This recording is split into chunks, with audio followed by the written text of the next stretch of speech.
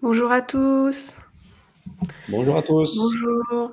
Je vais attendre quelques messages dans le chat pour vérifier qu'on nous entend bien, que tout se passe bien.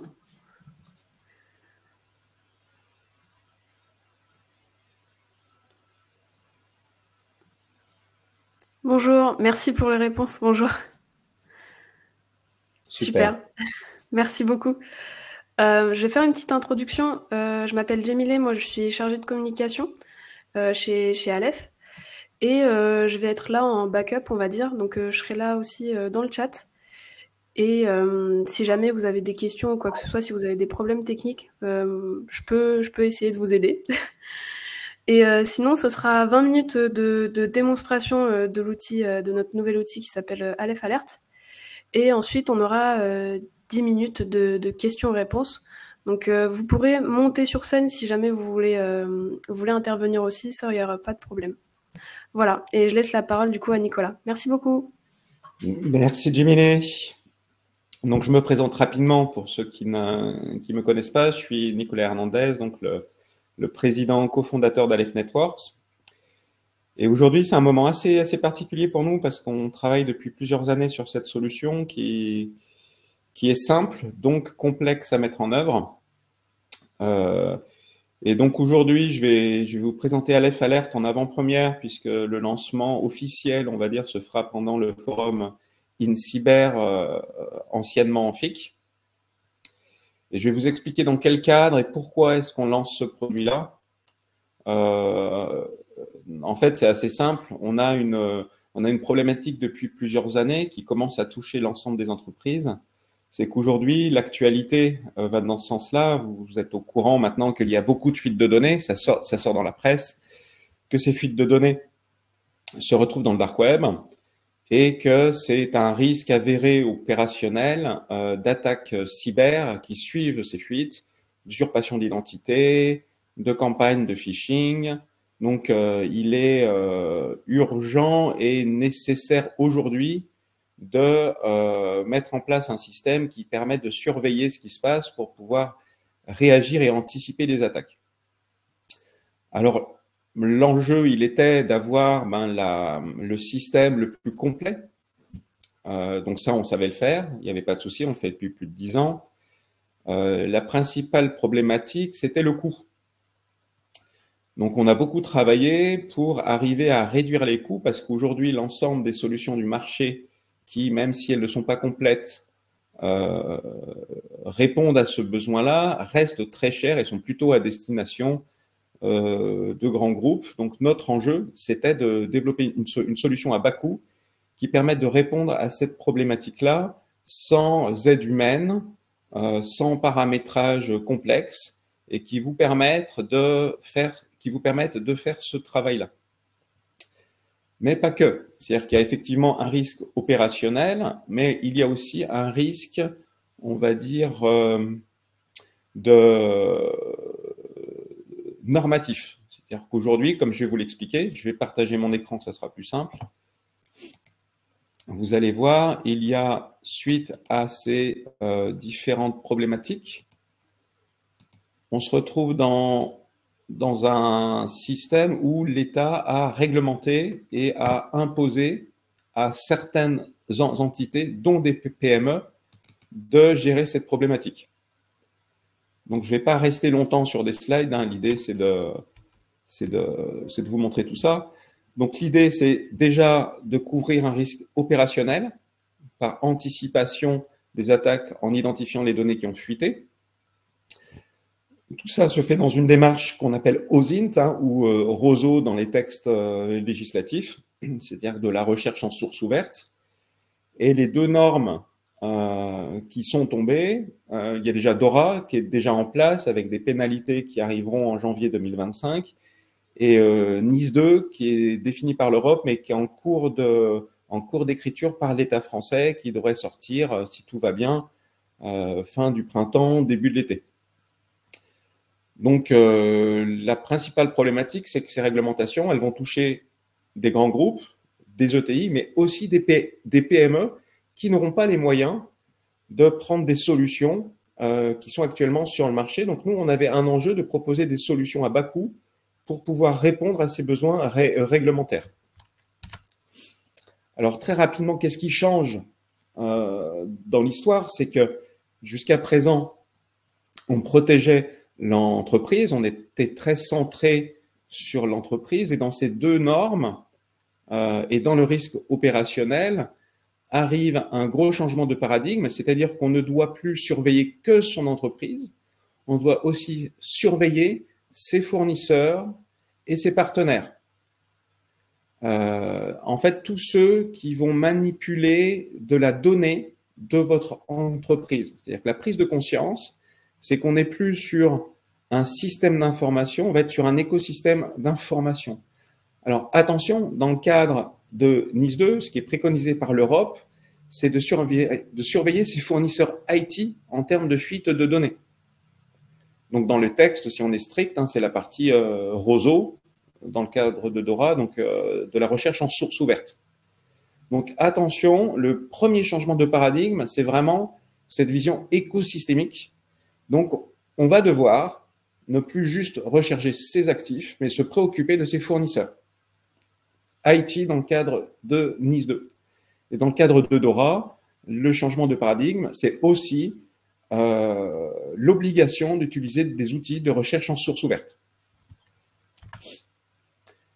Alors, ces deux normes-là, on vous fera suivre les slides si vous en avez besoin. Il y a des sanctions assez fortes dans le cadre de NIS 2, ce qui est préconisé par l'Europe, c'est 7 à 10 millions d'euros ou 1,4 à 2% du chiffre d'affaires total.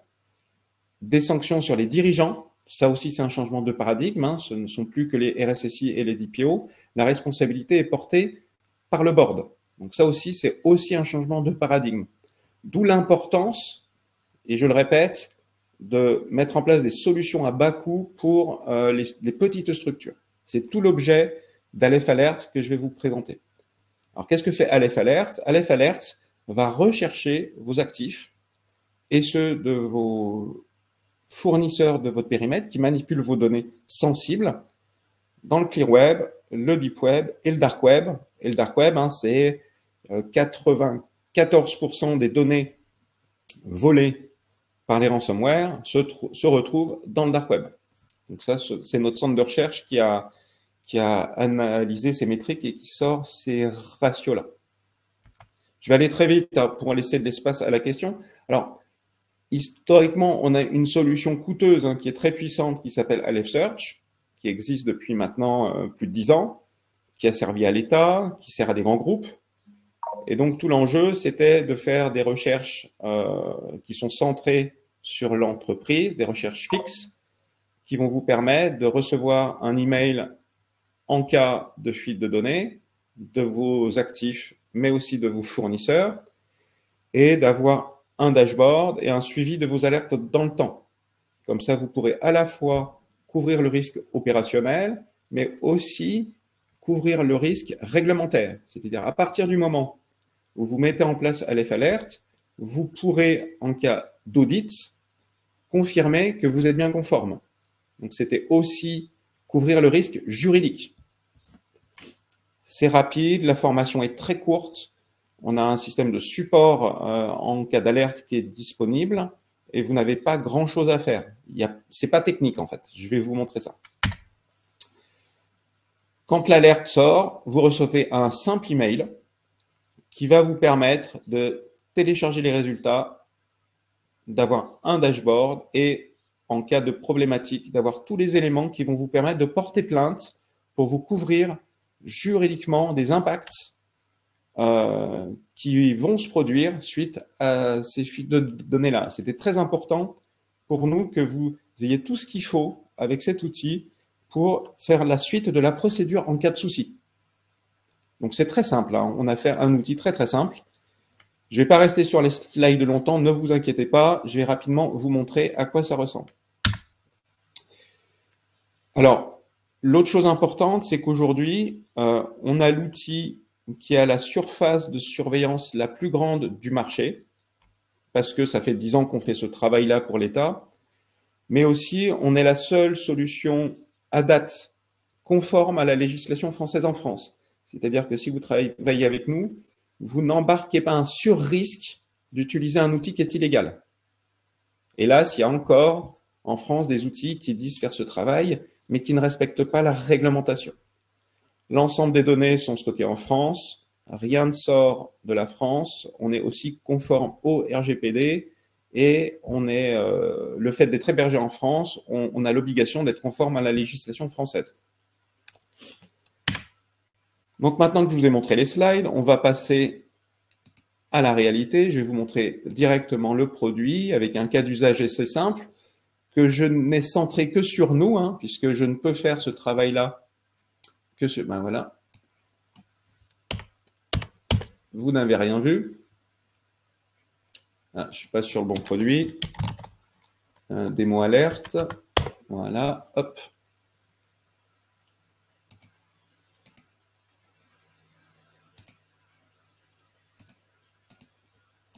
Voilà.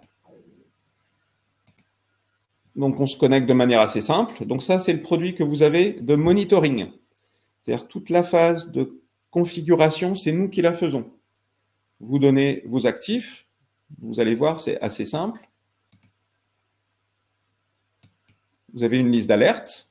Vous avez vu, vous avez Aleph Networks, donc le nom de la structure.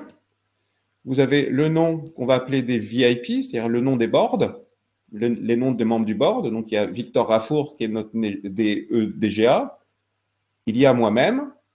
Il y a un fournisseur IT qui est un fournisseur clé pour nous puisque c'est notre hébergeur.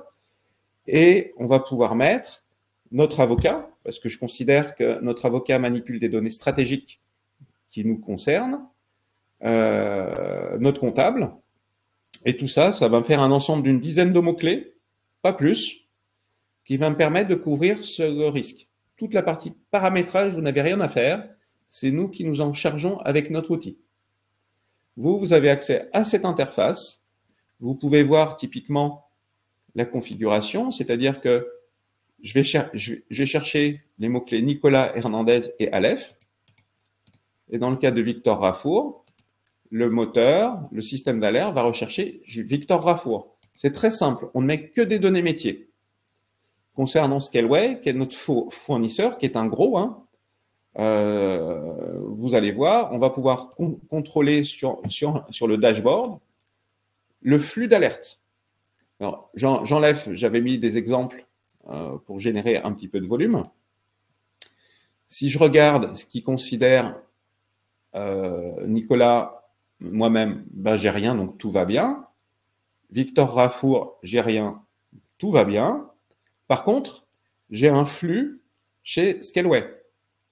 Ce qui m'intéresse dans le cas de grosses structures, où il y a nécessairement du flux, c'est pas d'avoir des alertes, c'est de voir quand il y a un gros pic. C'est-à-dire que là, j'en ai entre 0 et 15 par jour.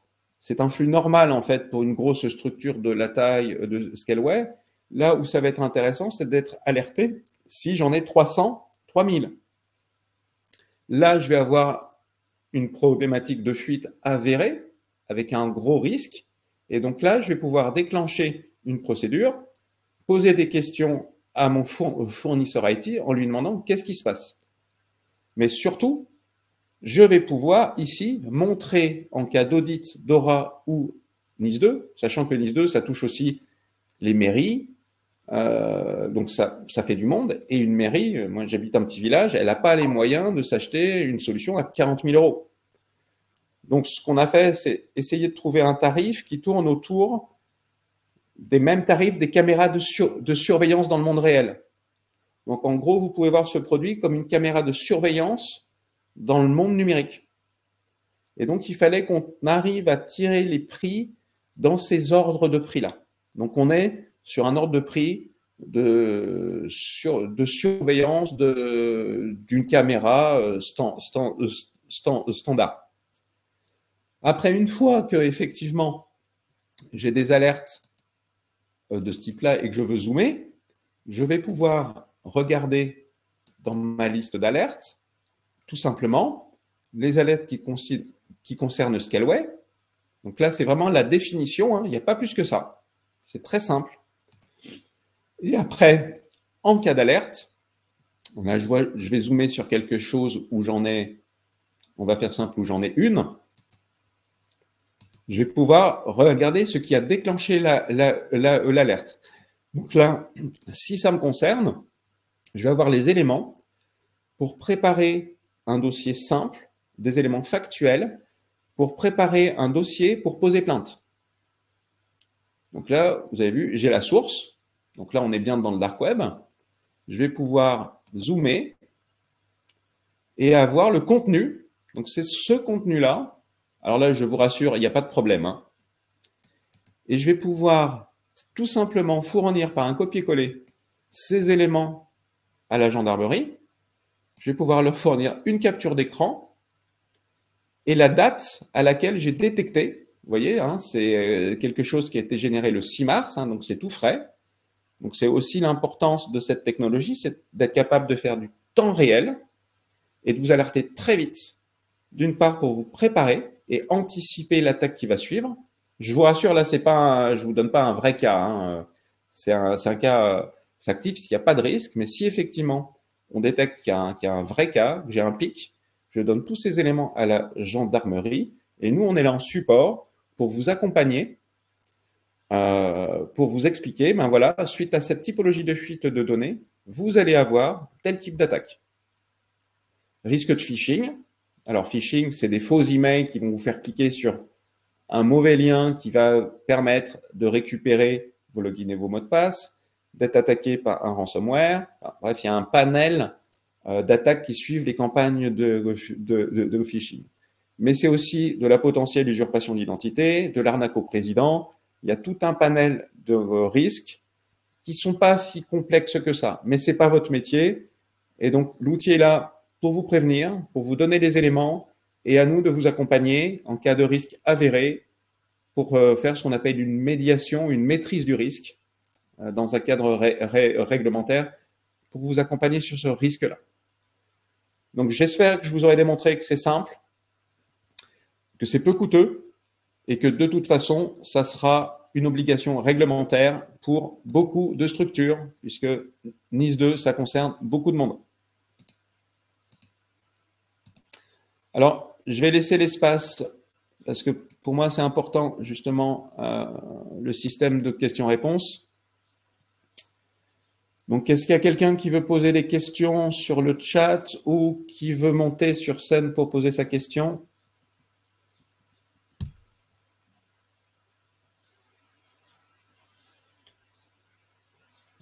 Alors, en attendant qu'éventuellement les questions… Ah, ça y est, j'ai Eric qui nous pose une question. Il suffit de cliquer sur monter sur scène pour intervenir avec un micro si vous voulez. Si vous avez aussi des remarques ou quoi que ce soit sur l'outil.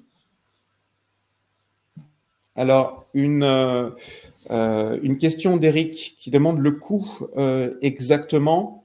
Alors, pour une PME, TPE, c'est-à-dire pour un ensemble d'une dizaine de mots-clés, on va être sur 400 € par mois pour à partir de 200 €. Après, quand on augmente le nombre de mots-clés, ben, le tarif suit, mais on va être sur 400 € par mois. Pouvez-vous prêter une licence de test? Alors, non, on ne fait pas de licence de test parce qu'en fait, il n'y a pas besoin de test. Il faudrait qu'on le justifie. Par contre, on vous accompagne, c'est-à-dire qu'on met en œuvre le test. Il va être, nous, c'est ce qu'on appelle un snapshot, c'est de faire un état des lieux. Donc ça, on le fait, mais c'est une prestation complémentaire ou différente de Aleph Alert. Après, si vous êtes distributeur, c'est un autre. Là, ce que je vous présente, c'est vraiment pour du client direct. Pour un distributeur, oui, on fait des systèmes de test. Il y a Eric qui a posé une question.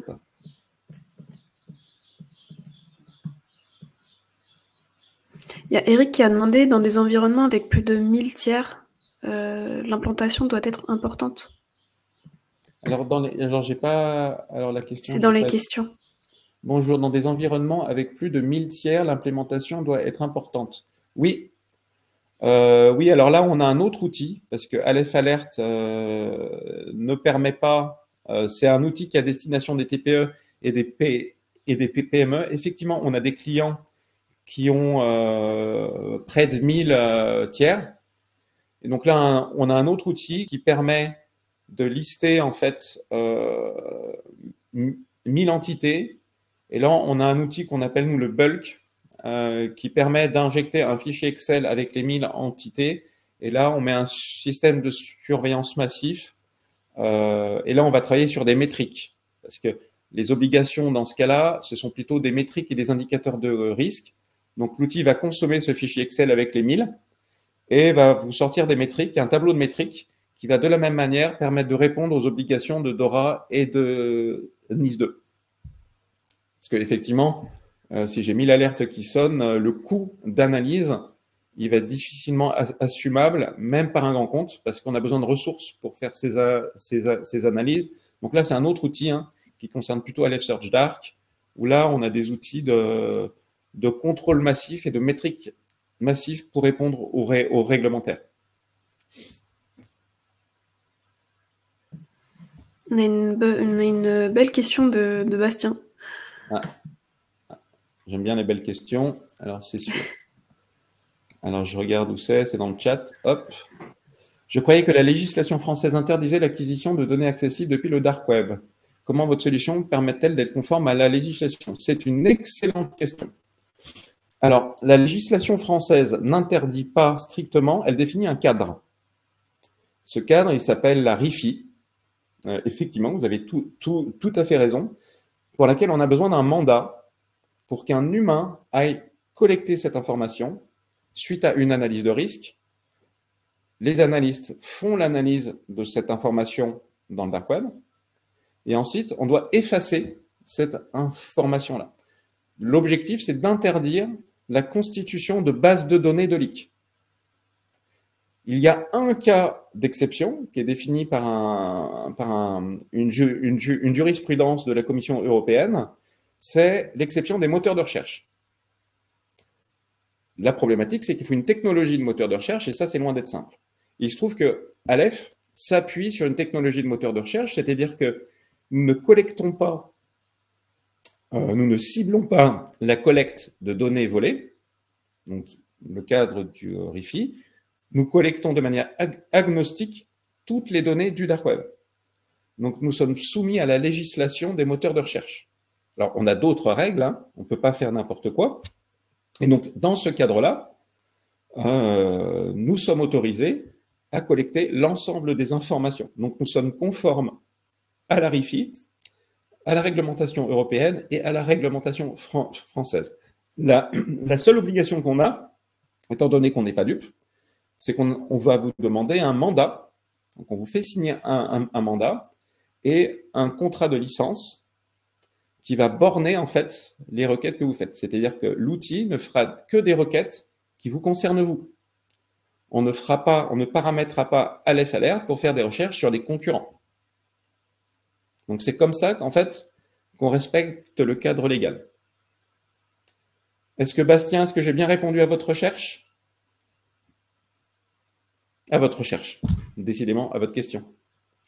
Alors, il y a des informations sur ces questions-là sur notre site. On a fait plusieurs webinaires sur ce sujet et vous avez aussi de la documentation légale sur le sujet qui est disponible parce qu'on a fait auditer en fait notre solution par des juristes externes pour s'assurer qu'on soit bien dans ce cadre-là. Parce qu'effectivement, si on ne respecte pas ce cadre, on embarque nos clients dans cette responsabilité pénale. Et donc sur risque.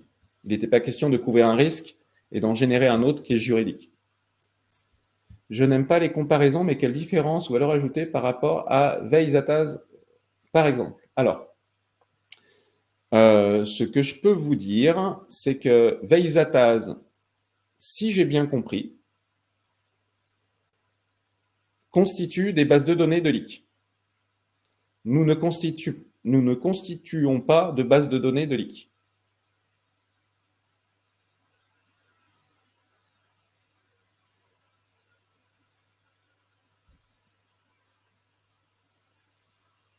J'espère que j'ai répondu à votre question, Eric. Mais c'est une très bonne question.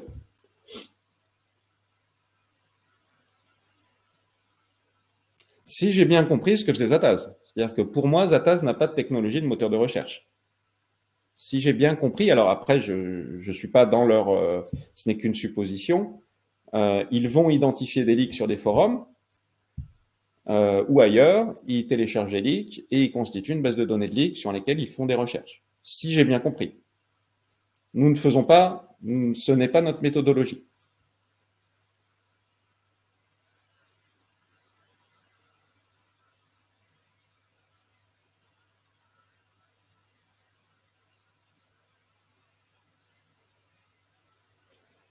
C'est assez similaire dans la réponse aux besoins, on va dire, imposés par la norme. Par contre, la méthodologie n'est pas la même. Donc, ce qui implique des différences dans la méthode de collecte qui est centrale sur la conformité à la législation. Nous, notre enjeu, ça a été... Alors déjà, c'est du pseudo-temps réel, hein, c'est-à-dire que ce ne sont pas des humains qui vont chercher les leaks. Donc, on a cette capacité d'être en pseudo-temps réel, c'est-à-dire qu'on a un spectre très large, donc on ne va pas forcément cibler... On ne cible pas, en fait. Hein. Donc, s'il y a un petit leak qui n'est pas connu des grands forums connus par les humains, notre outil va le détecter. Du moment que ce sont des humains qui vont faire du ciblage, si je mets de côté le côté juridique, hein, le risque, c'est qu'on loupe des petites choses qui ne sont pas sur des canaux très connus par les humains. Notre technologie, elle est agnostique, elle va tout prendre. Donc, s'il y a un petit ransomware, une petite fuite de données à droite à gauche, l'outil va la détecter. Si c'est un humain qui fait ça, il ne pourra pas le faire. Nous, on a 120 serveurs qui font le travail et il y a 8 robots par serveur qui font ce travail-là et qui vont plus vite qu'un humain. Donc, un humain, aujourd'hui, ne peut pas faire ce travail-là tout simplement parce que le dark web, c'est 110 000 sites. Donc, pour faire ce travail-là de manière complète, je parle en termes qualitatifs, il faut une technologie de moteur de recherche. En fait, il n'y a pas de choix. Alors, sur 400 €, on a défini une dizaine de mots-clés, ce qui correspond en gros à la couverture du réglementaire pour une PME qui est soumise à DORA ou à NIS 2. Donc, on est sur une dizaine de mots-clés. Mais je ne connais pas suffisamment bien ce que fait Zataz. Hein. Je ne suis pas sur leur système d'information. C'est assez obscur pour moi. Quoi. Alors, concernant Dora, c'est dans l'article 20 de mémoire. C'est le point 2 de l'article 20 de Dora. Sur NIS 2, il n'est pas explicite de faire de la recherche en source ouverte. Par contre, dans NIS 2, il est explicite de faire une analyse de risque amont. Et dans l'analyse de risque amont, il est très compliqué de justifier de ne pas faire de l'OSINT, étant donné qu'il y a une partie pentest qui est obligatoire et dans les nouvelles réglementations, la partie OSINT est préconisée pour faire des pentests. Donc, par construction, concernant NIS 2, qui n'est pas encore en vigueur en France, parce qu'elle va être reformulée dans le contexte français, il va être difficile de justifier de ne pas faire de recherche en source ouverte dans le cadre de NIS 2.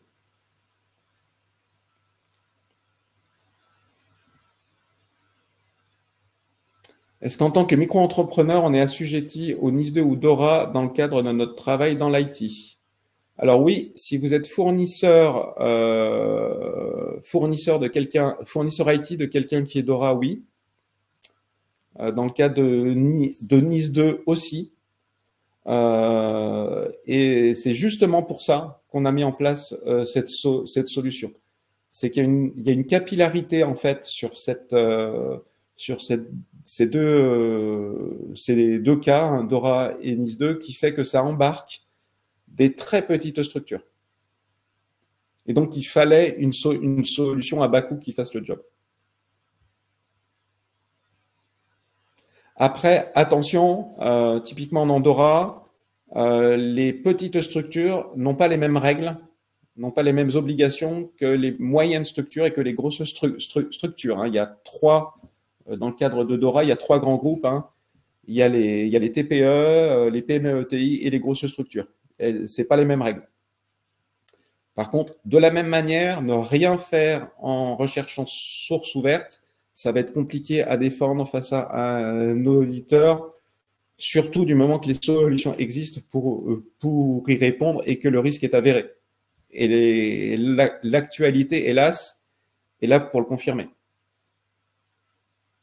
Je vous prends l'hôpital d'Argentière, hein, c'est 900 000 dossiers patients qui sont sortis et c'est très bien structuré, c'est accessible publiquement sur le dark web et ça va faire des dégâts. Donc là, il faut avoir les éléments pour porter plainte. Il faut savoir quoi faire pour faire un plan de maîtrise de ce risque-là, quoi. Donc, on est là pour ça.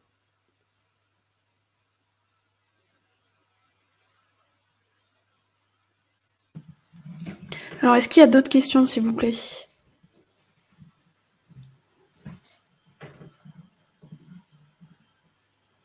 Donc, n'hésitez pas à faire un tour sur notre site. Il y a beaucoup d'informations sur Dora et Nice 2.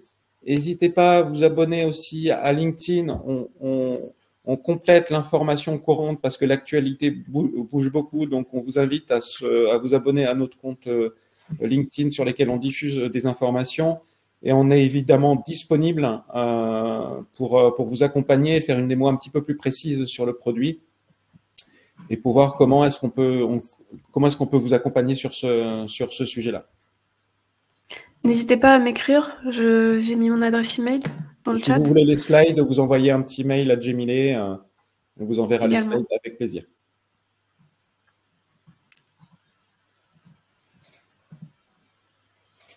Merci à tous d'avoir été aussi nombreux et puis à très bientôt parce qu'il y aura des suites. Le produit va continuer à évoluer et puis le monde de demain, hélas, on va encore avoir du travail pour protéger les petites structures des risques cyber.